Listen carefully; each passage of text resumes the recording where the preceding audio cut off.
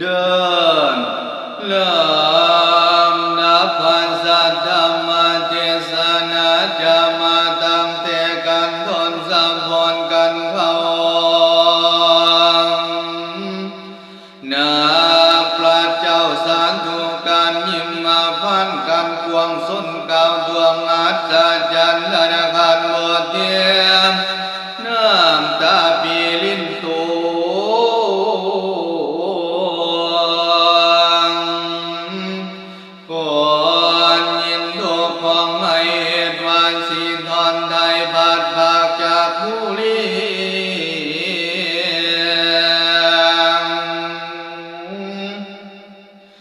วั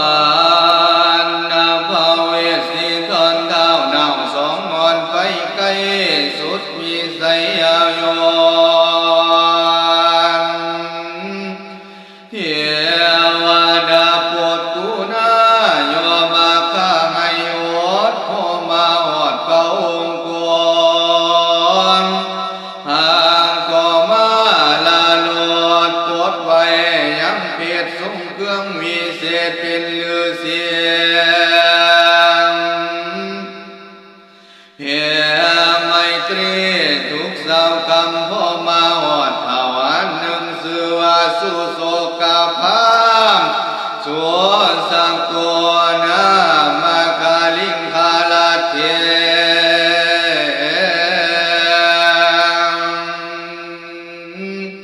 โพสาธาววาดุลาสัพพุริสัตทั้งหลายนอละสนยิงสายพุงในขานมานั่งพังคำเงานอนคนว่าสิตายไปเป็นลูกเขาโพสาธาววาดุลาสัพพุริสัตทั้งหลายนอละสนยิงสายพุงในขานมานั่งพังคำอิงเสาคนว่าสิตายไปเป็นกับแก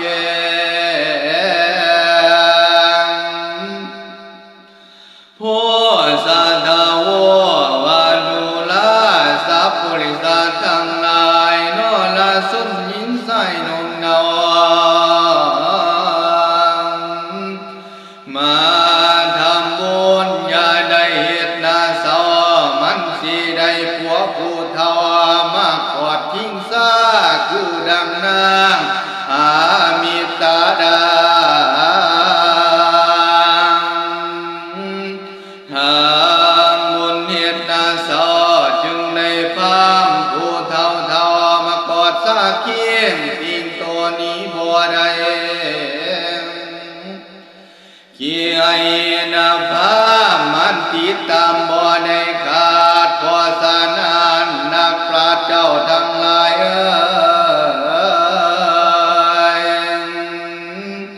การทำบุญนั้นให้นาสีสุ่มจังสีได้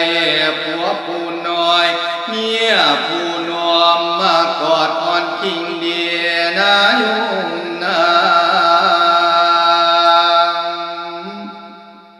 เลียเอาละเติ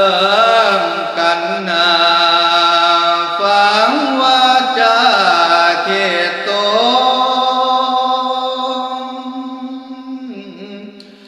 พอเลี้ยงส่วนพี่น้องสดับของเมืองนิทานสันสิได้ก้าวการถึงกำเนิดสู่สุขกับปุกลุงลังขี้เลลายไก่เศร้า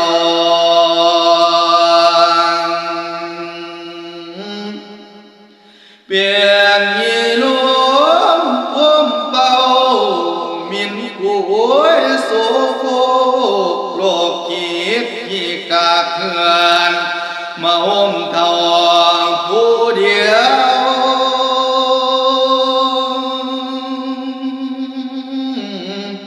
ปางกะปากเบี้ยวดังก หัว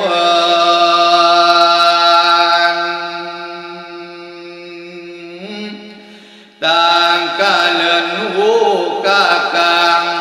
กระโดดขามเงินวางจากแม่นกำยังนางเป็นมาแต่ผาดเกิ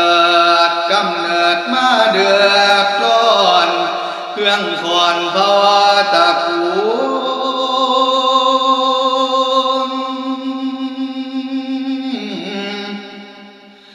สันสีลอแต่พวนเข้าเมื่ออยู่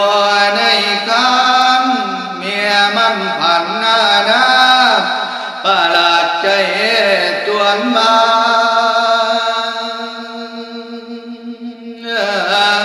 ฝันว่ากินมาพวงเมื่อเจ็ดพวงจนทุ่งไก่ลาบเลือดไก่ตั้ง3 มีเรื่องปานนั้นกะบ่พอ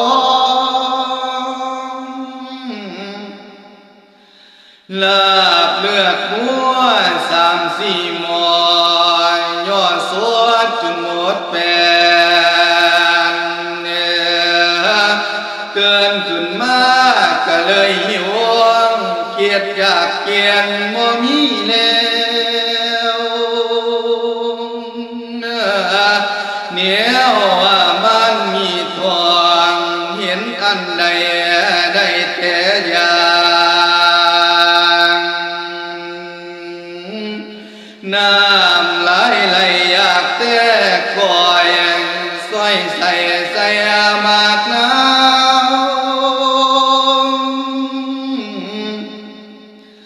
เมียมันแสนปวดร้าวทนทุกข์ทรกามเปลี่ยนน้ำเนียวสู่ร่างกายเพศพายอยู่ในท้องปากของตนสิตายเมียน10 เดือนจวน10 ขอดแม่มันเจ็บปวดท้องเจ็บเมื่อแต่หัวนูนพอเมื่อมันออกปูนแม่เลยขาดใจตาย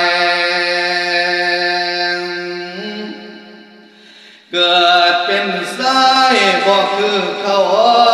พอได้เอาไปเลี้ยง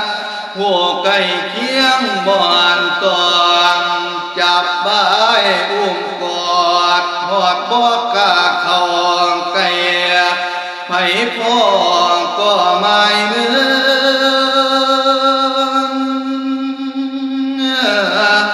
แม่นไผก็ได้เอื้อนว่ามนุษย์อับเปลี่ยนเปลี่ยนกะลีอับปาลา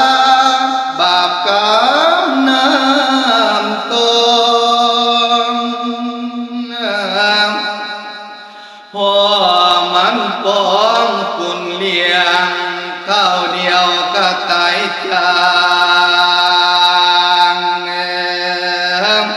หากแม่นผู้ยาทองเอามาเลี้ยงต่อไปอยู่ต่อมาผู้ยาได้ไว้10 สังขารตายาเลยสงสารได้รับเอาไปเลี้ยง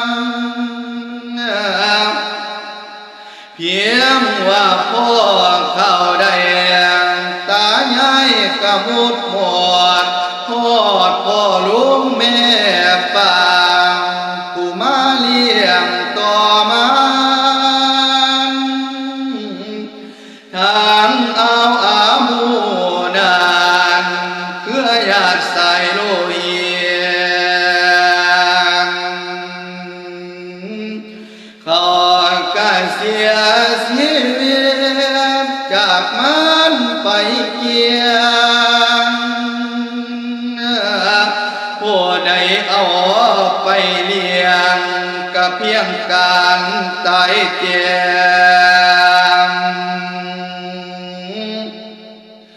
มักตัวเสียผ่านพี่น้องสูญเศร้าเผ่าพันธุ์นับตั้งแต่เมื่อนานมันก็ลาจรจากไปอาศัยอยู่น้ำวัดหมู่พระสงฆ์กระทุ่งบุญท่านพระคุณก็เลยให้มันนี่ไปบ่เลี้ยงตองก็แต่ความเดือดร้อนพระสงฆ์มอนบ่ถือการมันก็เลยดนเนียนออกเที่ยวหาของล่อไปตามข้ามีคำใส่กะนอนนานขอเอาคันเอาพาเงินตราเบี้ยบานขอเถื่อนั้นเถื่อนี้ก็มีเกินมากลายไว้กาดกายเป็นทองสังขารเล่าก็เลยอ่อนหลังกับโคตรเกี่ยวกับพวงสงลากลัวแต่ลางเงินกายัดใส่บางลอยกาสาบอาจไปทั้งไพ่ไปไพ่มาคิดอยากหาบ่อนเก็บเพียนเฮือนบ่ดีสาด้วยถึงเข้าสวยโดนสีแยงแยงไปผากเสียวไว้รักษาให้บึงดู